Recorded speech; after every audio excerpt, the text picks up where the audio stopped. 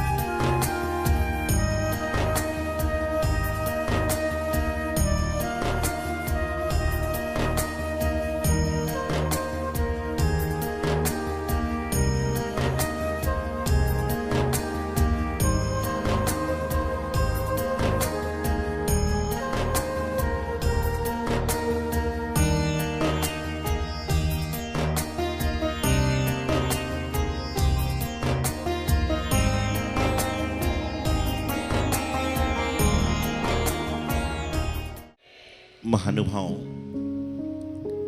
जिन मंदिर में जब भी कोई धार्मिक कार्य होता है तो कहा जाता है यदि आप जोड़े से हैं तो जोड़े से करें। तो ये तो जोड़ा होता है सांसारिक जोड़ा, लेकिन हमारी जैनागम में जो कार्य होते हैं वह 3 जोड़ों के सहित होते हैं। हमारे जैन दर्शन में कोई भी कार्य, मांगलिक कार्य होगा तो उसके लिए 3 जोड़ों की आवश्यकता होती है। आपको पता है वह जोड़े 3 कौन कौन से हैं? देखो, जैनियों को 2 चीज आती है, सम्यक दर्शन, ज्ञान, चारित्राणी, मोक्ष मार्ग। जोड़ा नहीं है, ये तो 3 अक्षर हुए साथ में। हाँ, ये सांसारिक बात कर रहे हो आप। मैं कह रहा हूं कि 3 जोड़ों की आवश्यकता होती है। यदि 3 जोड़े ना हो तो कार्य रुक जाता है। पहला जोड़ा है पूजा अभिषेक, कि जो भी अभिषेक होगा, जो भी पूजा होगी, वह एक दूसरे के बिना पूरे नहीं होते। कहते ना, अभिषेक करने के बाद पूजा जरूर करिए। तो क्या हो गया? पूजा अभिषेक, एक जोड़ा। दूसरा जोड़ा है विधि विधान, कि कोई भी विधान होगा तो विधि के साथ में होगा। तो पहला क्या है? पूजा अभिषेक, दूसरा विधि विधान, तीसरा है ग्रंथ और गाथा। कोई भी ग्रंथ होगा तो उसमें गाथाएं होगी तो ही वह ग्रंथ कहलाएगा। तो पहला जोड़ा है पूजा अभिषेक का, दूसरा विधि विधान का, और तीसरा है ग्रंथ और गाथा का। इनके बिना कोई कार्य पूरा नहीं होगा। ग्रंथ होगा, गाथा होगी तो ग्रंथ होगा, पूजा होगी, अभिषेक के बाद पूजा करते तो और उपकारी हो जाता है, और उसके बाद में कोई भी विधान होगा तो विधि सहित करोगे तो पूरा फल मिलेगा। तो ये 3 जोड़ों की व्यवस्था है, 3 कार्यों की व्यवस्था हमारी जैनागम में बताई गई है। तो आज आप यहां पर पूजन कर रहे हैं, विधान कर रहे हैं, ग्रंथ का स्वाध्याय भी कर रहे हैं, सब कुछ कर रहे हैं, लेकिन आचार्य कहते हैं कि इन सब को कर रहे हैं, लेकिन आपका मन कहां पर है? वचन कहां पर है? काय कहां पर है? आप कितना नमो त्रियोग समाहारिके। त्रियोग क्या है? तो कहते हैं मन वचन काय को एकाग्र करना। और मन वचन काय कितनों का एकाग्र हो चुका है यहां बैठे लोगों का? हमारा तो पूरा नहीं हुआ अभी तक एकाग्र। क्यों नहीं हुआ? यदि पूरा हो जाए ना, तो मैं जब पढ़ रहा हूं तो आप जोर जोर से घंटी बजाओगे तो मेरा ध्यान वहां नहीं जाएगा। मन वचन काय एकाग्र बहुत मुश्किल से होता है। हाँ, इतना अंतर है कि हमारा 1 सेकंड को जाता है, वापिस आ जाता है, लेकिन आपका चला गया सो लौट के नहीं आता है। क्या होता है? आपका चला जाए तो लौट के नहीं आता है, और संत का जाता भी है तो एक क्षण में यहां का वहां हो जाता है। और जब तक आपके जीवन का मन वचन काय एकाग्र नहीं होगा, तब तक आपका पूजा विधान, अभिषेक, आरती, आहार सब कुछ यहीं कहीं रह जाएगा। ऐसा नहीं कि उसका फल नहीं मिलेगा, फल तो मिलेगा। जो व्यक्ति भोजन की प्लेट लेकर भोजन करने बैठ जाता है, उसको भोजन करने के बाद पेट तो भरता है, लेकिन डकार उसको आती है जो अपना मन पसंदीदा भोजन करता है, मिष्टान युक्त भोजन करता है, वही डकार ले पाता है। बाकी तो कहते खा लिया है लेकिन मन से नहीं खाया। तो उसी प्रकार से पुण्य तो मिलेगा, लेकिन पूर्णतः पुण्य कैसे मिलेगा? मैं हमेशा कहता हूं, अनुमन जो दिल्ली में लोग रहते हैं, आसपास रहते हैं, घर से मंदिर में आने में उनको आधे पौन घंटे लग जाते हैं कई बार, जिनके घर दूर हैं। आधे घंटे आने में, आधे घंटे जाने में, और आधे घंटे मंदिर में पूजा अभिषेक करने में। कितने घंटे हो गए? 1.5 घंटे। आधा घंटा आने में, आधा घंटे जाने में, आधा घंटा पूजा में, और 15-20 मिनट बाहर खड़े हो गए लोगों से बतियाने में। और घर वाला कहता है कि मेरी मम्मी पापा 3 घंटे से मंदिर में है। अरे काहे के मंदिर में? जितना देर आप भगवान की वेदी के सामने, गुरु के सामने हो, वही आपका अंदर है। बाकी आना जाना तो ट्रेवलिंग है, आना जाना तो ट्रेवलिंग है। लेकिन हम लोग क्या करते हैं, घर से बाहर निकले तो काउंटिंग चालू हो जाती है। ध्यान रखना, जब आप 100 रुपए की, 500 रुपए की टिकट लेते हो और उसके बाद मूवी देखने जाते हो, तो 2 घंटे 2.5 घंटे आप बिल्कुल साइलेंट हो जाते हो, फोन आदि भी बंद कर देते हो। जब आप 50 रुपये 100 रुपये 500 रुपये खर्च करके एकाग्र चित्त से बैठ सकते हो, तो ये तो पिछले जन्म में अरबों रुपए खर्च किए होंगे। जब जाकर जैन कुल में जन्म मिला तो यहाँ पर शांतिपूर्वक ढंग से क्यों नहीं बैठते हो? यहाँ क्यों नहीं बैठते हो? वो तो 100-200 रुपये आपने अभी कमाए, लेकिन पिछले जन्म में आपने बहुत बड़ा पुण्य अर्जन किया होगा, जब जाकर आपको जैन कुल में जन्म मिला। और जैन कुल में जन्म लेने के बाद आप सभी भव्य बन पाए, सम्यक दृष्टि बन पाए। अच्छा, ऐसे कितने लोग हैं जो सम्यक दृष्टि हैं? आप में जो इतने सारे लोग बैठे हैं, ऐसे कितने लोग हैं जो सम्यक दृष्टि हैं? नहीं पता किसी को? अच्छा, ऐसे कितने लोग हैं जो मिथ्या दृष्टि है बैठे हुए? अरे कोई तो होगा, या तो मिथ्या दृष्टि हो गया, सम्यक एक तो होगा ना। जो व्यक्ति देवशास्त्र गुरु की शरण में है वह नियम से सम्यक दृष्टि है, भव्य है। तो आप सब क्या हो? यदि सम्यक दृष्टि नहीं होती तो यहां पर नहीं पहुंच सकते, बाहर घूमते रहते। जिसका पुण्य है वो यहां पर है, और जिसका पुण्य थोड़ा सा भी कम है वह सड़क से 4 चक्कर लगा लेगा जैनी, लेकिन मंदिर में नहीं आ पाता। निश्चित रूप से सम्यक दृष्टि हो, लेकिन सम्यक कितना शुद्ध है ये आपको जानकारी खुद को करना है। जैन कुल में जन्म लेने वाला प्रत्येक व्यक्ति सम्यक दर्शन को शुद्ध कर सकता है। सम्यक दृष्टि है, भव्य है, क्योंकि अभव्य जीव देव शास्त्र गुरु के समोषण में नहीं पहुंच सकता। तो आप भव्य तो हो। अब अंतर इतना है कि आप अपनी भव्यता को कितना प्रकट कर पा रहे हो। अब विधान करोगे मुनीश्वरनाथ भगवान का विधान, 108 रख चढ़ाओगे, अर्घम निरपामति, बोलो ना, अर्घम निरपामति। कल भक्तांबर जी विधान करोगे, अर्घम निरपामति। पूछा जाएगा कौन सा विधान हुआ था? बोले मुनीश्वर विधान। क्या क्या था उसमें? बोले था तो बहुत कुछ। क्या था उसमें? था तो बहुत कुछ। बोले तुमने अपने जीवन में क्या उतारा? अरे क्या बताऊं, इतने सारे विधान कर चुका हूं, इतने सारे विधान कर चुके को याद ही नहीं रहता क्या क्या उतारा जीवन में। आप जीवन में एक बार कहीं विदेश घूमने जाते हो तो पूरी जिंदगी आपको स्मृति रहती है कि वहाँ पर ये था, वहाँ पेरिस में ये था, लंदन में ये था, कल वहाँ पर ये था।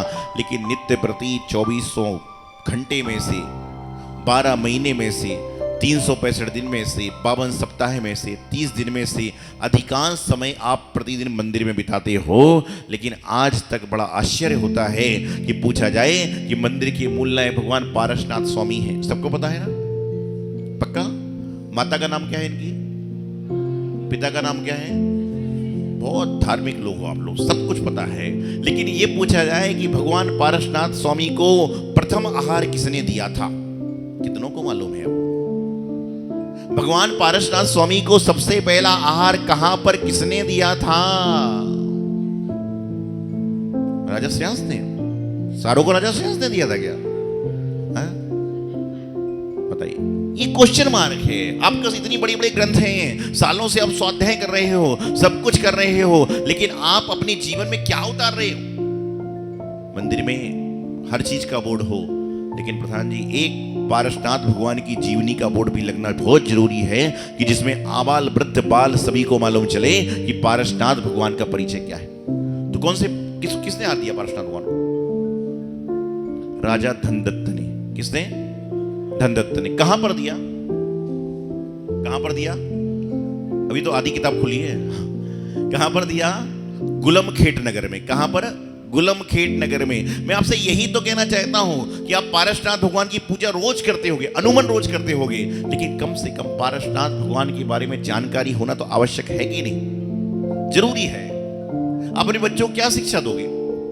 आपको सब कुछ पता है कि मैंने आहार कब दिया, कौन से महाराज को दिया, सब कुछ के दिया, लेकिन जो मूल नायक भगवान है उनके बारे में पता नहीं। अभी वर्तमान में मुनीश्वरनाथ भगवान की आराधना चल रही है, विधान चल रहा है। आपको पता है प्रत्येक तीर्थंकर के कोई ना कोई चिन्ह है, लेकिन वर्तमान में मुनीश्वरनाथ भगवान का चिन्ह काय का है? कछुए का। त्रियंच है। हर भगवान के त्रियंच चिन्ह हैं, लेकिन शेर को कोई नहीं रखता, हिरण को घर में कोई नहीं रखता, हाथी को घर में कोई नहीं रखता। लेकिन यदि कछुआ मिल जाए तो लोग उसको घर के कुएं में भी छोड़ देते हैं, घर में भी रखने का प्रयास करते हैं। क्यों? क्योंकि कछुआ जो होता है वह क्या होता है? घरेलू भी है, कि उसको घर में रखा जा सकता है। ऐसे मुनि श्रीनाथ भगवान की आराधना। और ये आप सभी के जीवन का एक सुखद संयोग है कि सन 2000 से लेकर सन 2100 तक 100 साल रहेंगे।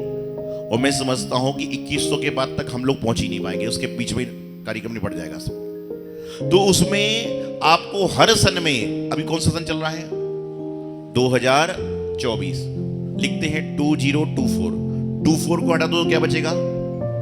20 बचेगा, 20 बचेगा। तो मुनि श्रुतनाथ भगवान का जो नंबर है वह तो पूरे 99 साल तक आपके साथ में चलने वाला है। 2020 है, 2025 है, 2026 है, ऐसा चलेगा। और ये मुनि श्रुतनाथ भगवान का काल चलेगा।